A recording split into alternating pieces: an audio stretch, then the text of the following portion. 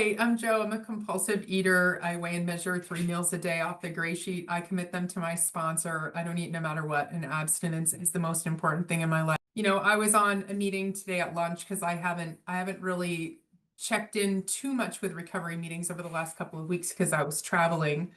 And I got to hear a guy who has 50 years of back-to-back gray sheet abstinence today at lunch. And what he said was, a hungry heart can't ever be filled with a knife and fork. And I thought, whoa, that like really hit me because I feel like, my hungry heart started from the time that I was a really little kid. I was a really little kid that didn't really get what I needed from my parents. I didn't get it. My dad was there for me 100% until I was 4.5, and then he died, and my mom was heavy with another baby. So had the other baby and really couldn't really bond with me that much because she had lost a baby. I think it's because she had lost a baby right before me. And so I lost my dad, but I also lost my mom, and I was competing with this little baby. And there was just no competition. I was no match for that adorable dimpled baby. And my compulsive eating started really early. I was probably only like 4 or 5 years old, and I remember really specifically remember like certain things that were served at the table that I really wanted to get my hands on. And I really hoped that, my siblings wouldn't finish, especially the young one, where I would just take it right off her plate or something like that.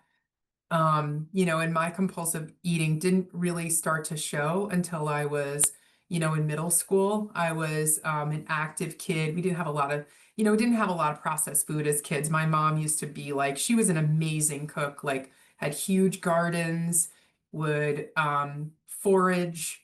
She made things from, we had bees, we used to sugar, we had all kinds of things in Vermont, just a lot of really incredible, incredible homemade food. And it wasn't a lot of processed food, but she met my stepfather when I was in 6th grade. And the very little small amount of attention that I would get from my mom was completely disappeared by her adoration and fixation with my stepfather. And that's when I started to really eat like a lot. And I gained 100 pounds in a year and a half between 6th grade and 8th grade. And how a kid during those times, it was right when I was going through puberty and in middle school, it was the worst. It was just the worst time to be that fat that quickly. And I have, incredible scars on my body, like stretch marks all over my body because of that. And I was just eating all my feelings.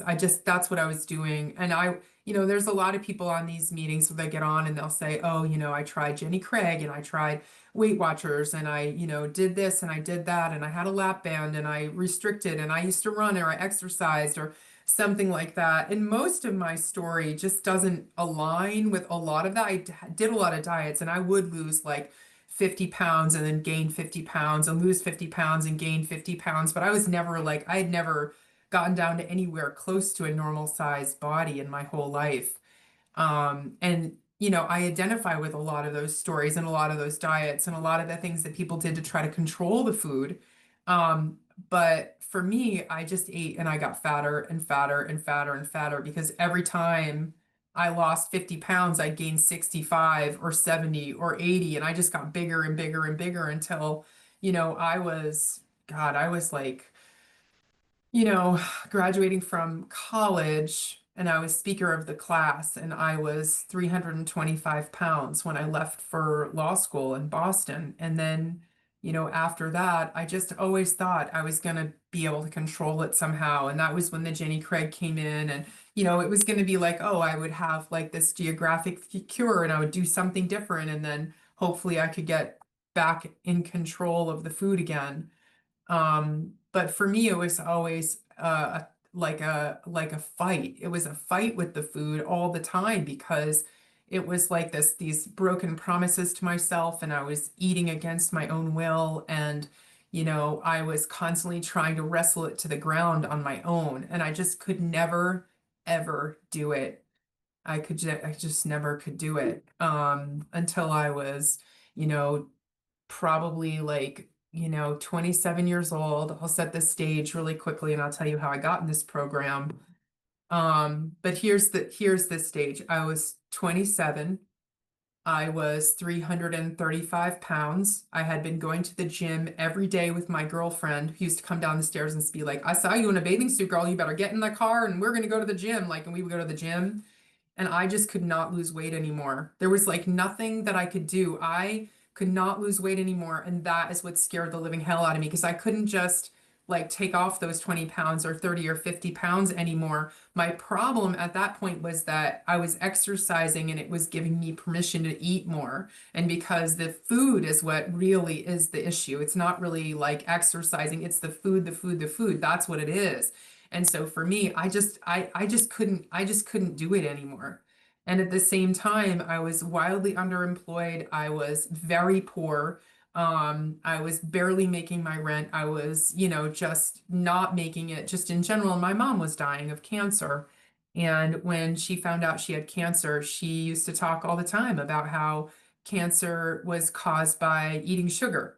And she had done all this research and she was featured in a magazine and the whole thing. And my mom had been a compulsive eater and massively overweight her whole life. My dad dropped dead at 45. My mom died at 66 with cancer-related obesity, or cancer that was related to obesity, kidney cancer, which is, often caused by people who have, compulsive eating. And so she had found the way somehow, and she wasn't eating sugar, flour, and grains. And I went home to Vermont when I found out she had died. And the family buried her one day, and I went to, my sister's wedding the next day. And then I drove back to Boston by myself, an orphan at 27, single, no backup plan, no nothing. And my neighbor just said, in the passageway down below next to the house. So we were talking one day and he said, "Hey, I know this person that does this thing with their food. Maybe it's something you want to check out. Like, hey man, why don't you just get in the car and we'll just go to a meeting on a Saturday morning?" And I to this day have absolutely no idea why I got in the car. Like, I have no idea why I got in Hoolie's car, but I did. And I went down to Harvard Square and I heard my first speaker. And here are the things that the first speaker I ever heard in Gray Sheet. Here are the things that she said. She said that she used to be mean. She stole all the food off the plates of her siblings.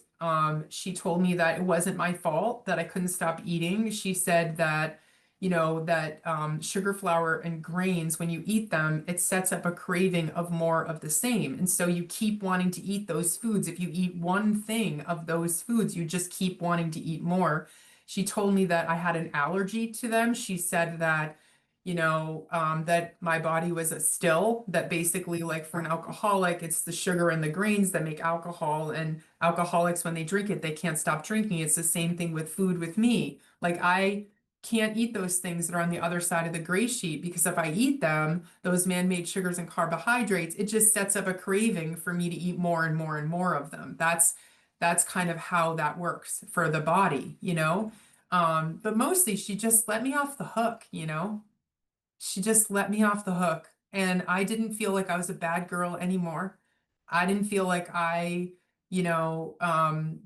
just learning about the fact that this is a thing that people have, that it's not just like, oh, you can't stick to a diet, or you're not able to, like you don't have the willpower to do it, or you're not a good girl, or you can't do what other people do because you're lazy, or you're like all these bad stories about myself. What she explained to me is that there's a common denominator among people who have these allergies to these carbohydrate sensitive, like they call them carbohydrate sensitive people. I'm a carbohydrate sensitive person. If I eat one thing out of the box, I just want to eat the whole entire box. That's the deal. I just want to eat the whole box. And that's what she explained during that meeting. And, I went back like 4 times to that meeting. And then I finally got a skinny girl, little blonde skinny girl with the skinny arms to give me, like to be my sponsor. And like a You girl that wore a doing tank 5 more top. minutes. Thank you. And the girl that wore the tank top saved my life. I had all these judgments for her. I was really fat, I was really angry. And she told me how to eat. She sat down with a gray sheet, she flipped it over and she said, listen, this is going to help you with the physical manifestation of this disease. Flipped over the page, explained all the condiments, explained all the way that all the whole thing. She's like, you can do this, you can do that, you can eat this, you can eat that. She walked me through throwing out, I think, 6 garbage bags of food out of my house, grocery stores, the whole thing. And the first month I lost, I don't know, 21 pounds. The second one was like 18. The third one was like, I lost like 60 pounds in 3 months, but I was also very young at the time. The physical recovery was easy for me in this program. Maybe unpopular to say, but it was very easy. I lost half my body weight in 1 year. I looked like a normal person, and then the work began. Then it began. Then it was like, oh, I look like a normal person, and also my life is not perfect because I'm a thin person or I look like a thin person. People would never know that I'm not a thin person, right? But like people think they think I'm a thin person, but I am in a rented body. Like this is like only because I weigh and measure my food from the gray sheet, which is a low carbohydrate food plan. Otherwise, I'm done for it. I mean, this is not like a guarantee in any way, shape, or form. It's like this is contingent upon my, like what I do to keep my recovery. And yeah, I mean the story from there gets really woolly. I have been weighing and measuring my food for 25 years. I'm back to back abstinent 17 years. I've had cancer. I've had multiple surgeries. I've had 2 other pre-cancers. I've been through chemotherapy, radiation, step parenting of a daughter that never accepted me, and infertility. My sister died, my brother died, my aunt died, my uncle died. In this program. My sponsor of 15 years died that I used to talk to every day, and she would just like make me laugh every single day. She would make me laugh every day, every single day. Claire of blessed memory was hilarious. She had that red hair and she was funny and she would make me laugh every day. When she died, I thought I would die too. I swear to God. She was like the only consistent parent I'd ever had in my life, to be honest with you all. Matthew died. Like there's a lot of people that I've lost a lot of people. I've lost a lot of people in this program while I've been abstinent. I was heartbroken over my family for a really long time. It triggered a lot of mental health problems. I ended up doing a lot of mental health stuff. I went to trauma therapy. I went to a trauma therapy institute, which is in this area that I qualified for to get a lot of free help, which was amazing. I've done everything from past life regressions, acupuncture, just everything. I've done everything. I swear I've done everything. And I think on the other side of it all, is this really simple notion that like if I don't know, I don't want to say anything too like I don't want to say anything too cheesy that's like not really true. Let me just like get to it. On the other side of all of it, if I'm gray sheet abstinent, I have a chance to address things in my life that cause me feelings of being like unsettled or unhappy or unbalanced or something else. Like if I have gray sheet abstinence and I'm not obsessed with food all the time, I can get clarity from my higher power that I call God, but Speaking clarity, and to I can one have more a minute.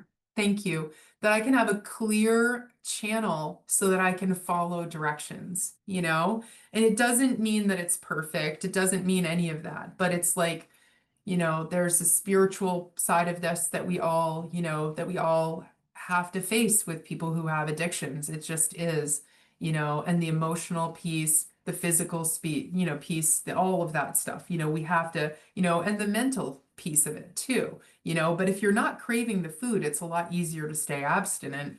and it's a lot easier to, have some clarity mentally as well. I mean, fast forward, I just got back from a trip to Europe with my two siblings. We did not kill each other. It was great. Each one of us had a good meltdown on the way. The food was super easy, and I came home to a life that I feel like I'm ridiculously lucky to live, just so ridiculously lucky to have, my husband, my dogs, my house, my job. Like, it's like the things that I have now, they're nothing like things. They're not just things, but like that I've built a life that I'm really proud of and that I feel like, I would have just never been able to do that. Like I would have never imagined the life that I have today. And it's all thanks to the gray sheet, you Totally. know. Yeah, thank you, Susan. I think the last thing I'll just say as I wrap up is I thank the community for my abstinence, my time. I do not do this program alone. I have needed every moment of help from my higher power. And I just make sure my food is super delicious and I never feel sorry for myself. That's very important. And that's it. That's my qualification. Thanks for listening.